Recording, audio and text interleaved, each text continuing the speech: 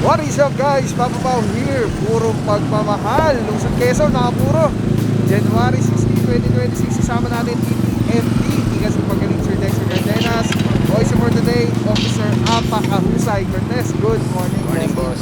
Boss, dito tayo ngayon sa West Avenue. Ano po yung ikakatak natin clear operation natin? Yung same pa rin, mga illegal parking, other violation. Yun lang naman yung mga pinunta namin dito. Then yung mini-maintain namin yung ginawa ng city government dito, yung walkability ng kalsada. Mini-maintain namin yun na walang naka-obstruct para ito sa pedestrian, malakaran ng maayos. Bali, ito boss, yung regular natin ginagawa to. Ay, yes, regular namin itong ginagawa. Daily routine namin na ginagawa talaga ito. Na inikutan lagi itong project ng Quezon City Government. Bossing, Happy New Year! New Ngayon, Year. Bossing, 2026, ano ba yung mga, kamusta? Anong traffic situations natin sa Quezon City, boss? Sa ngayon, maluwag naman. Namamanage naman ng maayos yung situation ng traffic. Then, nakaantabay naman lahat ng personnel namin sa ibang area ng Quezon City. Alright. Thank you so much, Boss Officer Apa Kahusay. Yes. Alright guys, dito tayo ngayon sa West Avenue. At eto nga, susuyurin, lilinisin, i-clear tong area ng West Avenue, yun, Boss Cortez, Officer Cortez, good morning. Andiyan si Officer Francisco. At eto, may sinisita dito. Bawal kasi tayo rito. Kasi isang pa natin yan, naging alam sa maayos na maganda.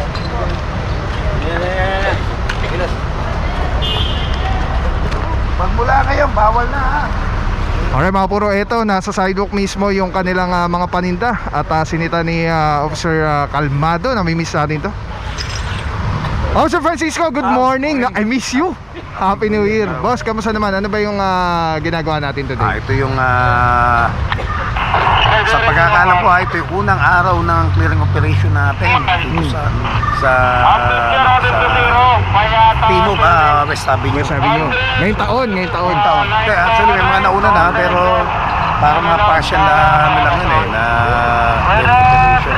So ito, meron tayong one time big time dito sa taba nito West Avenue regarding doon sa mga naka-obstruct dito sa pedestrian at saka doon sa mga designated na parking natin. May kasama tayo dipos? Yes, may mga kasama kiklear tayo din dito. yung mga sidewalk? Yes, nauna lang tayo rito dahil darating ating napakasipag na mayor dito sa sa kabaan nitong West Avenue hanggang Timog. Alright. Nakita ko nga, puspusan din si Mayor sa mga walkable Yes, places napakasipag ng ating mayor kasi Mayor Joy, napakasipag niya. Kaya yung kanyang ginagawang kampanya rito sa kahabaan nito ang West Avenue na to, mas maaga tayo hanggang maaari para bago siya dumating pwede makita niya na nasa ayos na natin. Alright. Pasensya ka na pa, medyo nakita ko mga nag-concert ka. sa panahon kasi kaya medyo galang-galang. Uso. Anyway, saludo Officer Francisco, saludo mga bossing TTMD. God bless. Miss you, bossing. Yan mga puro, punta natin yung mga tropa natin dito. Sina Officer Santa Cruz, Officer Alvario, Officer Malyari. Yan. Officer Alvario, good morning sir. Officer Santa Cruz, good morning bossing. I miss you. Happy New Year. Boss, nahuli ba? Nahuli itong motor? Ay, bali ano yung violation natin dito, boss? Bali, obstruction na lang to. Alright. Ay, may driver naman. Okay. Thank you, boss. Ito, mga puro, titikita na lang. Obstruction nandito sa sidewalk mismo nakaparada. Ito yung mga minsan nakakalungkot, mga puro, kasi may parking naman. Sana kung kunyari mag-aantay po tayo, sa mga kapatid natin, mga riders. Doon na po tayo pumuesto sa sa tamang parkingan. Pwede man makipark muna saglit, di ba? Like for example, sa mga gas stations, mga ganyan.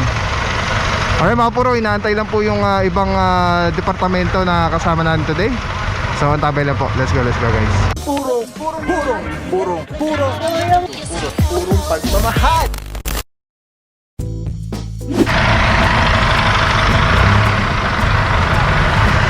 Saluduan muna natin yung mga bossing natin.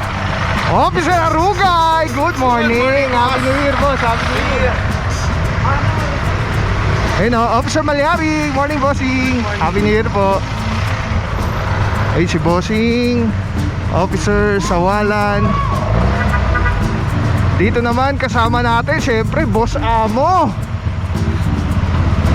Happy New Year, Boss Amo, Officer Parama at Officer Valencia. Good morning, Bossing. Happy New Year, Boss. Yan yung mga nami-miss natin, mga puro ang tropa ng TTMD. Dito muna tayo at inaantay pa po yung ibang kasama para conduct tong clearing operation dito sa West Avenue. Let's go guys. Tuto natin, tuto. Binigay na yung license. Ito na kayo. Driver? Ay, bigay lisensya kanina. Sige, may nakuha na kanina. Dadagdag pa yun pagka... Kasi sa Okay na yung ticket kasi yung... Ito pala ang driver. Kala ko hindi ko ang driver. Ay, mga puro, nagbigay na po ng driver's license. Ticket na lang po ito. Inspection.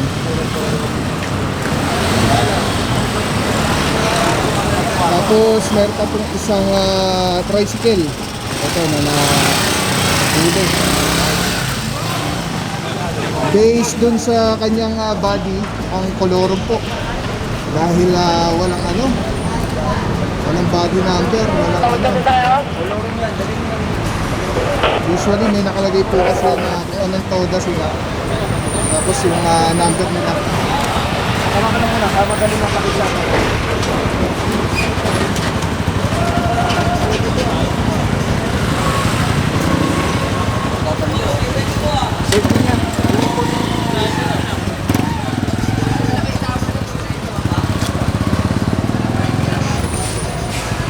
Ay, mga puro, merong parang tumakbo pa dito. Tumakbo ba? Sana eh, kaso pumarsa yung gulong yung sa Oh? Ayun.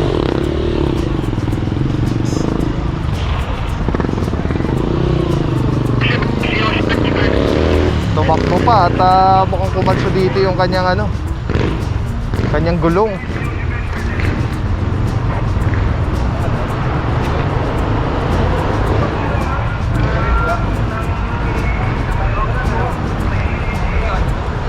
Napakadelikado po. Pagka kayo ay pinara, dapat huminto na lang po tayo kaysa madisgrasya pa po tayo.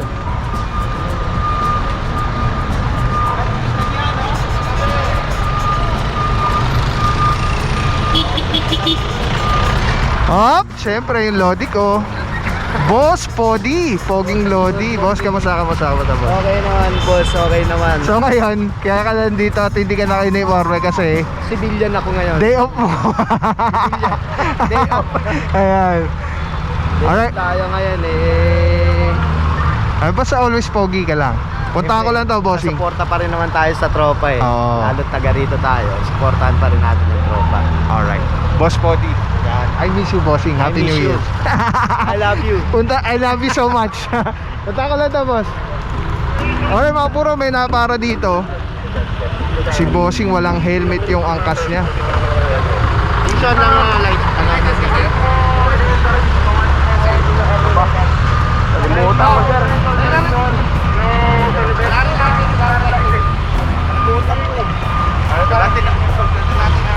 Alright, mga puro, initial violation, yung back ride ni bossing walang helmet.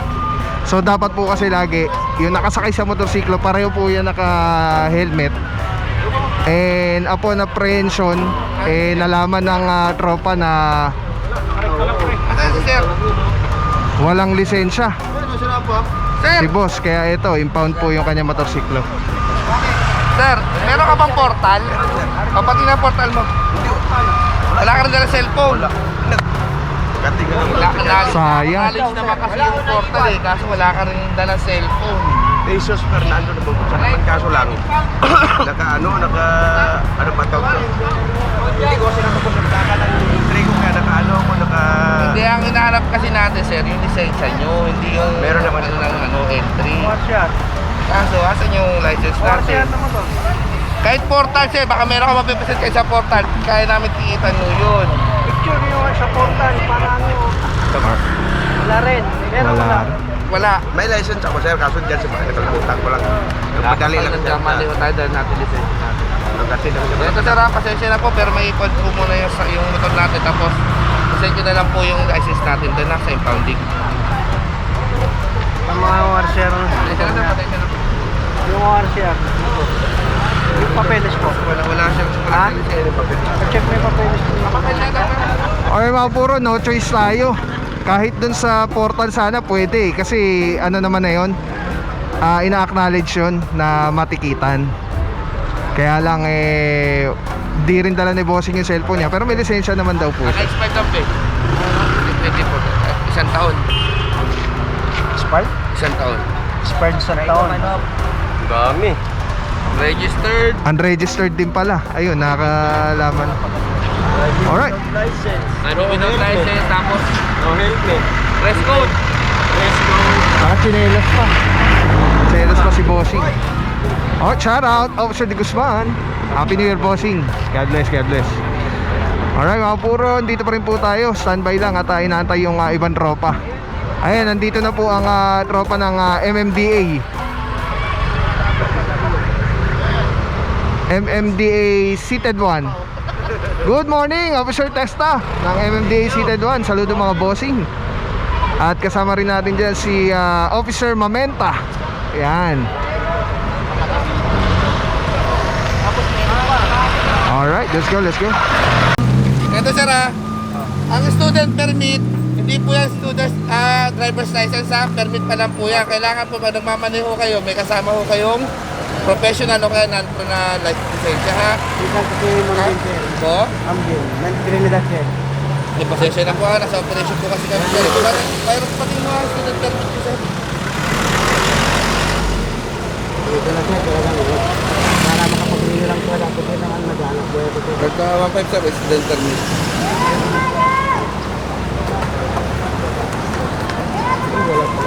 Alright mga puro, may sitwasyon tayo dito. Alamin natin mamaya kay Officer Bugay. Pero na rin Wala rin, hindi mo rin dala? parang wala siyang lisensya.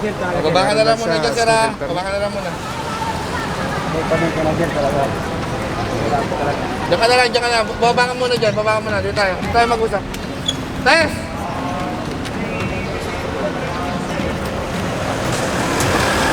Alright, yeah mga puro,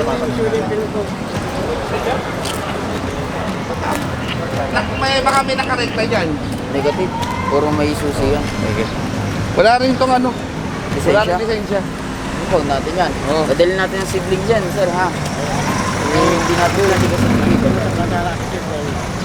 May mambin na sir. Guys, Mambin. Din Trinidad. problema kasi wala kang lisensya, sir. Andun yung student permit ko sir sa bahay. Student permit nga yun sir. Permit nga tawag di ba sa hindi siya driver's license. Alam po ako sir talaga. Talagang may alam po akong tatlo lang. Nag-aanak po ito lang. Kaya nga daw, sir. Kaya andun natin. Kaya andun natin. May student permit.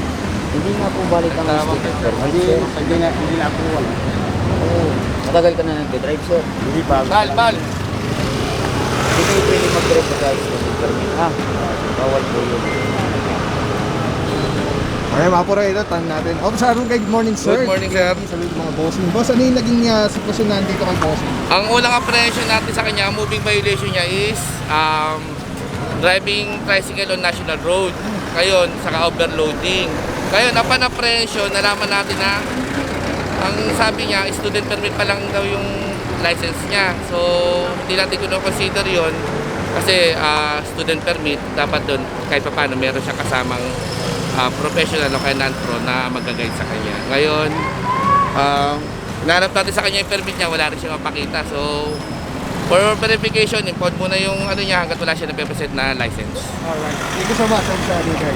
Yan mga puro, no? Ang mahirap talaga na tayo ay bumabiyahe, pumapasada, or even nag-ano lang, yung kahit na sabihin natin hindi tayo namamasada, yung nagmaneho lang, hindi tayo lisensado. Kasi unang-una sa lahat, okay, student permit, may mga ITS na, pero iba po kasi yung seminars and yung mga lessons pagka lisensya na mismo yung kinukuha natin. So very ano po yan, risky ba at delikado sa kalsada pagka yung magmamaneho ay hindi lisensyado. Alright, At delikado lalo yung mga pasaherong kasama nung nagmamaneho. Alright, let's go guys. At amin na po.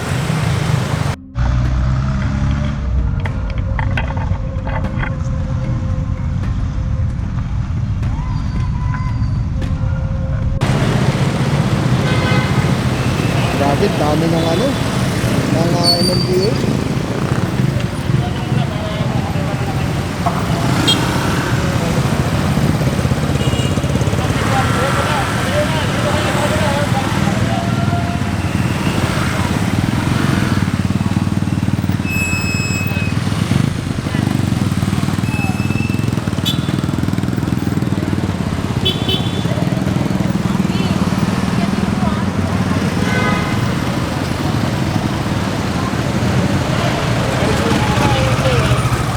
Yung naka-parallel parking inaalaw dito. Ngayon ang inaalaw dito yung perpendicular parking. Ito pwede yung ganyan. Oo, may nag-operate nung doon nung nakaraan. Yung traffic adjudication yung sumulat sa amin. May pinadala certification yung parts development na allow dito na parallel parking. Kaya, Pa-advise nila sa tropa, ang basta yung mga shoulder lane.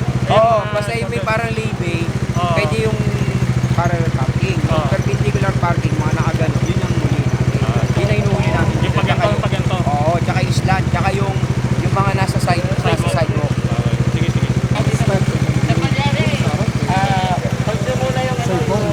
So ito pwede po ito kasi nakaparallel siya dun sa parang merong lay-bay na area. Pero pagka naka-perpendicular po, naka-ganon, balagbag, yun po yung bawal. So okay na po ito. Sa harap sa MMDA Seated 1 and MMDA Stop.